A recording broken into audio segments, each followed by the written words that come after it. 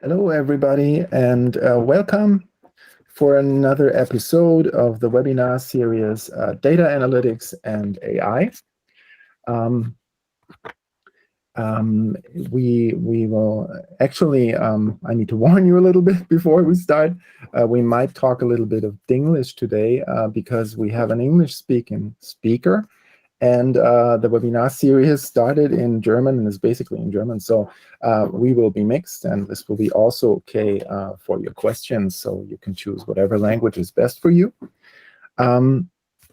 Before we start into the presentation, I would like to show you two websites, which basically is for, first of all, can you switch to that, Jenny, maybe, the website? Okay, so can everybody see my website? I think so. There's Big Data and AI offer, which is with our speaker, Jesse Anderson.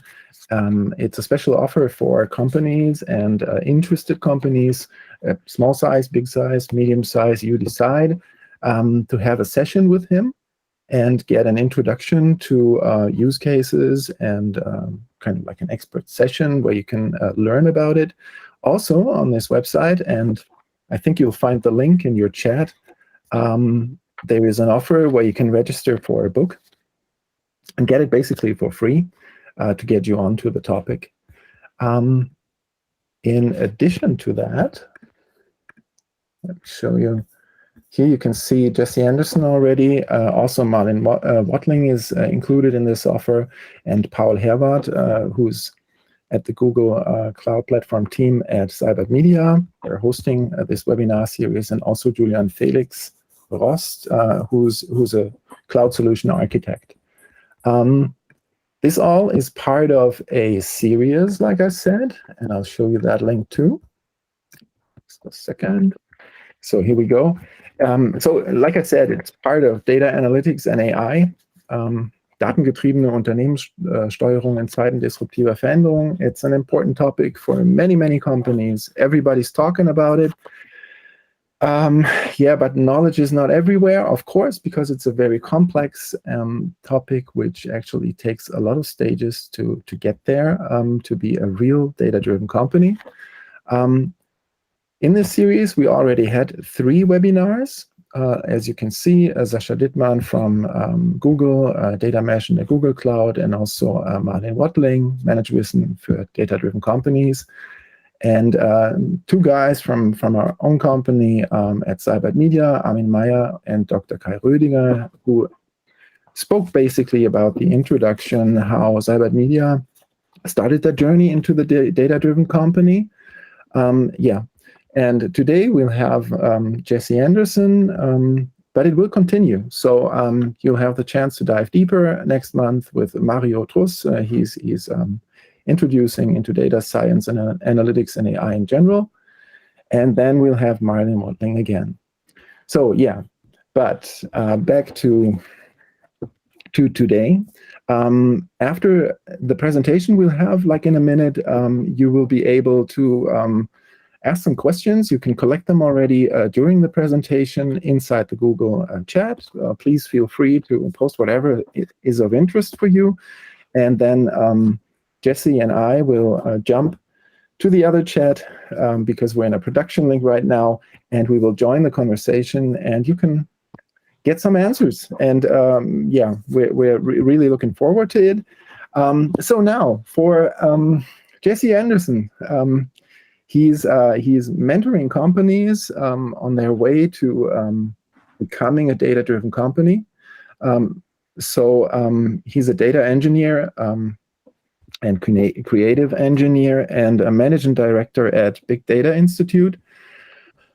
And so, yeah, we're looking forward to hear about why most data projects fail and how to avoid it. So welcome, Jesse Anderson. Thank you, Johnny. Thank you so much, everybody, for being here. I saw from the LinkedIn RSVP, we have people from all over the world, so I'm excited that you're able to hear this. And please, as you're listening and as you're watching, ask the questions, ask good questions, and I hope to get some really difficult questions because I do have a lot of experience on this. So why most data projects fail and how to avoid it. Let's talk about that. So you're probably here because your organization has some sort of ambition of data and AI. So there is probably some kind of organizational directive that says, we're going to become data driven. We're going to start using AI. We're going to start leveraging our data. And you may be here either having went a little ways down that journey and said, okay, what's happening here? We're not getting as much value as we want, or you're just starting that journey. And these are both important parts, places where you are, as well as even people who are dealing with that and doing a decent amount of data, and they're wondering how can they even go even further. All very different places, but all very relevant to where you should be and what you should be thinking about. So with that, as we look at the numbers out there, 85% of data projects fail. They fail to make it into production. And this is a really sobering thing because I think it's an important piece that I don't think is mentioned most of the time. And it's not mentioned very often because vendors don't want to tell you, oh, by the way, you have pretty low odds of success. And when I worked at a vendor, I used to work at Cloudera, I actually saw this. I saw this quite often. And frankly, it really made me try to figure out why this was happening. Because I was seeing this. I was seeing this so consistently. It was consistent with my own experience. And why I wanted to figure out why it was so bad and why couldn't companies create more value with data? Because I was there in Silicon Valley. I would go there. I would go and see, here's the Googles, here's the Apples of the world leveraging their data, but the vast majority of companies weren't able to do that. So here, I want to share what I've seen in my past, coming up on 10 years of researching this problem. And I want you to avoid this. I really want to see that number, that 85% number, go significantly higher. It's significantly higher for our clients, but there's obvious reasons for that. I want to see that change as a overall statistic. So oftentimes what we're not doing is we're not starting with the right questions. And oftentimes we start with an answer. AI, big data, that's the answer. But nobody asked some of these initial questions early on that said, what is the right question? So we need to answer who, what, when, where, and how. Each one of these questions is pretty important, and there's an order to these questions that we want to do. But each one of these questions is something that we'll actually need to answer before we can actually go through and do our big data or our AI endeavors. So let's start with who. Who starts with the right people? The right people at the right ratios. So who are these right people? You may have heard the term data scientist. Data scientist is a key part of this. Without our data scientists, we won't be able to go through and really leverage our data. They're really the cherry on top, as it were. They're the ones that do that last mile of value. It's an important last mile, but to be very clear, it is a last mile part of the journey. By last mile, last kilometer, last mile, that it's that thing that happens at the end, because there's a lot of work that happens before that. And so who is doing that work that gets it to the point? Well, we have our data engineers and our operations engineers. Oftentimes when companies are looking at who's going to do this, they say, oh, we just hire a bunch of data scientists and out pops this AI. That isn't how it happens. That isn't what happens. So this ratio that I talk about, this ratio is really important. If you have a ratio of lots of data scientists, 100 data scientists to 0 data engineers, that's a problem. That's a big problem. That's how a lot of projects go nowhere, because they don't have the right ratio. So here is a different way of looking at that. Sometimes you look at this, or you hear or you read and you hear only about data science, which gives many people who are looking at this just starting out saying, oh, wow, we just need data science. But what I'm here to tell you is to tell you very clearly, you need all three teams. All three teams is equally important for your success. They manifest their success in a different way. They help you achieve success in a different way, but each one is important and crucial for that. So data science, once again, they're that providing that last mile, that last kilometer of, they need to do the machine learning. They need to do the AI, but they rely on the data engineers to get them that data. These data scientists are consumers of data products. They are not creators. Who are the creators? The data engineers are the creators of these data products. And then we have our operations team. Well, who keeps this up and running? Who makes sure that this runs? One of the key parts are, one of the most common things I find, since we're on a webinar and we're talking a lot about Google Cloud, and Siebert's doing a lot of Google Cloud. Google Cloud's a great product, don't get me wrong, but it doesn't mean that we don't need operations anymore. We still need operations. We may not need as many operations or as much operations personnel, but we still need our operations team, because the cloud provider gives you the operations for that product. It does not give you the operations for your own software. So we still need these. What is the business value? This is another, coming at it from more technical points of view. Everybody thinks, oh, Jesse, you were expecting me to just sit there telling you, and here's this technical product, and here's this technology, and here's this technology. But I'm saying we need to actually focus on people, and then we need to figure out the business value. Oftentimes, if you talk to sometimes C-level, board-level people, management, they say, well, they start with that answer. AI is the answer. Well, just saying I want AI, just saying I want to be data-driven, that's not enough. What you have to be doing is you have to be establishing what that clear and attainable business value is. It's really key that you do this. If you don't have this clear and attainable business value, you won't be able to establish it. You won't be able to say, doing this achieves this business value. That business value could be the enablement of a report. It could be the enablement of some kind of AI, machine learning. There are lots of different possibilities. What we have to do is we have to establish that business value. And that business value, we don't have to know every single thing that's going to be established for business value, but we at least need to know some things. And to this end, sometimes we get this board data strategy. So the board comes out and says, we want a data strategy. We have a data strategy. That isn't enough either. There has to be a plan. We need to have this plan and how we're going to execute things. Without these things, you won't be successful. Then we move on to when. When will you generate value? A key concept here, a key misconception often is from the very beginning. As soon as you start out that project, they think, or you may think, or the business may think, oh, you're going to be generating that value with data. And that isn't the case. What actually has to happen first is there has to be a progression. The team needs time to do this. So what can happen is if we don't have an attainable, and if we have an unattainable timeline, things aren't feasible.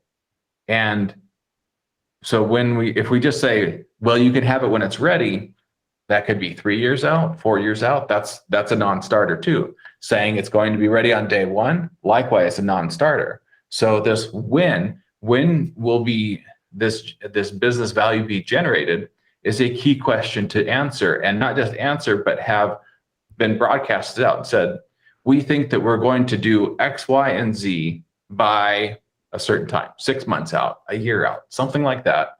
But it has to be a clear business value. So the reason that we focus so much on this is that the projects that either take too long to generate value, they're going to get canceled.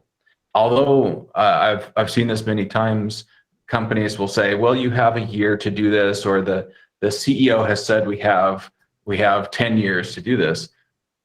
Plans change, things change, economy changes. There are all sorts of changes. And so if you start out by saying, oh, we're going to have 10 years to do this, well, you shouldn't actually plan for 10 years. You should actually be planning a different way. You should be planning for significantly smaller periods of time, because you could find yourself canceled because you thought you were given 10 years, but then it becomes 1 year. Really key that you don't do that. And then another problem is that projects will sometimes make promises of, we're going to have something ready in a month. And then 6 months later, 12 months later, they have nothing. So promising that value too soon is going to not meet their expectations. And then they'll say, oh, I guess you can't do this. That's a whole problem unto itself. Where? So where will our data be processed? Where will our data be stored? As we're talking about, the cloud is a good place for doing that. However, what we need to have is a clear plan. This isn't something that happens at the very beginning. This is something that we do with practice, however, or with time. However, we go through and we have that clear plan. So we have our architecture. This piece is done here, here, and here. And one important thing, and it's been a part of my body of work, is that if you're coming from either a small data background or just from databases or something like that, you should know that, in my opinion, there's a 10x complexity increase. So if you were barely able to handle the problems of small databases, that sort of thing, and you start doing this more advanced, you're probably going to have a very difficult time doing this. So this where is actually pretty key. So how do you answer this where? Starts with the people. That's why we started with people. By having our people, then we can get the right technologies in place. So one other thing to know is that you want to not always just follow what a vendor has or a cloud provider. So as I mentioned, Google Cloud. I love Google Cloud. It's a very good product. But just going down the list and saying, oh, Google has this, this, and this, that's just what I'm going to use. Or if you talk to your vendor of choice and my vendor of choice said, oh, their product actually does this. Well, they're often self-serving, or in the case of Google, Google's technologies are built for this use case, this particular tool, and you're looking for something different. And those subtle nuances could mean success or failure. It could mean that it's going to take far longer. It could mean that you implement and then have to implement again, re-implement. There's a lot of problems that could happen. So using the wrong tool for the job can actually be a big problem for you. And that, once again, goes back to your people. Having the right people will help you make these right technology choices. How? How will our plan be executed? This is key. We need to have a clear plan that says, this is what we're going to do. Oftentimes there's a priority issue or a focus issue of data engineering team or data team gets established and they're going in 10 different directions all at once. Those sorts of plans fail inevitably because going in 10 different directions means that you never get anything done. You lack that focus. So what you really want to do is have good focus, a singular focus, or perhaps 1 to 3 things that you're focusing on, because focusing on those 1 to 3 things gets you something out the door, gets you something delivered. And otherwise, you won't have a clear plan in place. So we need to get bogged down. We can't get bogged down. I see this a lot. The company had some sort of data team and put in place, some sort of data strategy, and that data strategy was far-ranging, way too big for. They wanted everything all at once. They wanted it done in a time frame that isn't very good. So this focus allows us to get something, and this is really key. This is probably one of the more difficult later and things that you have to do is figuring out how to focus and what to focus on. Here's one bonus, and it is why. So why is data valuable? And this is actually an important point. It's not an upfront planning, but at some point in the future, there's going to be some accountant, CEO, CFO, chief financial officer, somebody looking at money, they come to you and they say, you're spending this much on people, cloud usage, that sort of thing. And why are you doing this? This isn't enough. You're not generating enough money. You're not doing this or that. So what I always suggest to management especially is to have a clear reason or a clear why. Why is your data valuable? Personally, when I work with a company, as Johnny talked about in the intro, when we work with a company, we generally look for a minimum of a 10x ROI on their investment. So if they're going to invest 10 million euros, they should be getting 10 million euros in savings, in new revenue, that sort of thing. Because if you're looking at a 1-to-1 ratio on your ROI, your return on investment, your risk reward just isn't there, quite frankly, because you're just getting a bare minimum return with a lot of risk of failure there.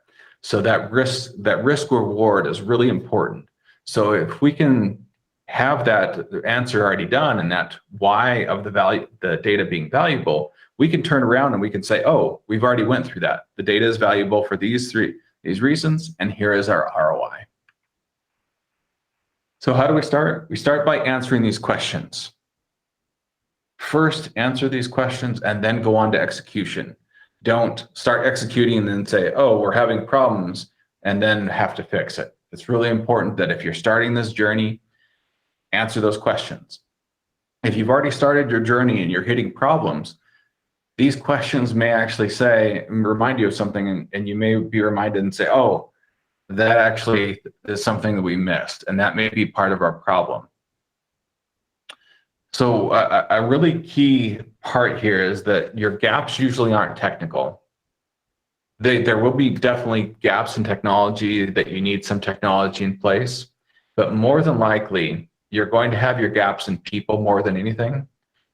If you as managers or your management or your board or CXO is thinking, our path to having a data strategy is just using Google Cloud, that's a company or project that's destined for failure, because they're grossly underestimating what needs to happen. They're thinking just new technologies. Rather, the changes are organizational. We may need to change around how the organization itself is reporting, the reporting structure. We may need a CDO, a chief data officer. We may need new people. We may need different people. For example, having your data warehouse team become your data engineering team is another common pathway for failure. Or we may need to have some skills changes. Let's say the team is missing. You go to use BigQuery. Does the team know how to use BigQuery, for example? There's a lot of different parts to this, and we need to be looking at all of those gaps to address them. So another common question here is, should you get help? So you heard a way that we've been offering companies to help them is, when should you get help? Well, there's the offer. We will at least give you some good starting point. Even if you talk for just a little bit, that savings could be compounded well. You could actually avoid a pretty significant misstep. So that's a lot of my time is spent doing is, yes, pointing them in the right direction, but actually the biggest value creator is keeping them from making the wrong decision, because those wrong decisions are so incredibly costly. The wrong decision can cost you 6 months, a year, whereas the right decision can improve you by a month or two. One thing and just know that there are various types of help. So there's outsourcing. Pros and cons to outsourcing is, if you're looking around at your company and there's no software engineers, hey, this probably isn't your company's forte. This isn't your core competency. Maybe outsourcing is the right way to go. But just know that if you outsource, that knowledge about either how the algorithm is done, let's say you're using a machine learning, once you move on from that outsourced company, that knowledge often dies, and that there is an inherent problem there. We have technical consulting. Technical consulting allows you to ask questions, to get help. So that would be an outside point of view. You heard me talk about when we look at technologies, and it's important to get somebody to help you. Your team may not know this, but the right technology, the right consultant could help you tell you the right technologies right off the bat. Or management consulting. So do you need to make people changes? Do you need to make organizational changes? Once again, you may not know the answer to those questions, and a consulting company may be able to help you directly through that. One key point I want to make here is that problems don't fix themselves without effort. Sometimes companies will go on this journey and they'll say, oh, we're hitting this problem, I think it will work itself out. That usually doesn't happen, quite honestly. Those problems just stick around. Those problems just keep happening. And that's a common issue. And so without either effort within your company or outside help, those sorts of problems do not get fixed. You heard Johnny talk about my book, Data Teams. If you want to, you can go to https://datateams.io. You can learn more about the book. There's some other videos that I've done on there, as well as there's a bonus case study. And talking about the book a little bit more, one of the things I'm most proud of in the book is the case studies I did. So there was no body of work around anybody asking questions about what does a team look like over a 10-year period. That was the question I sought to do with those case studies. I was actually working with companies who'd been doing data projects and AI projects for 10 plus years. And what did that look like? What did they learn? What problems did they hit? Those case studies are all in Data Teams and that. And then if you sign up on the website, there's a bonus case study there. So with that, I want to thank you very much, and we will go into the Q&A portion.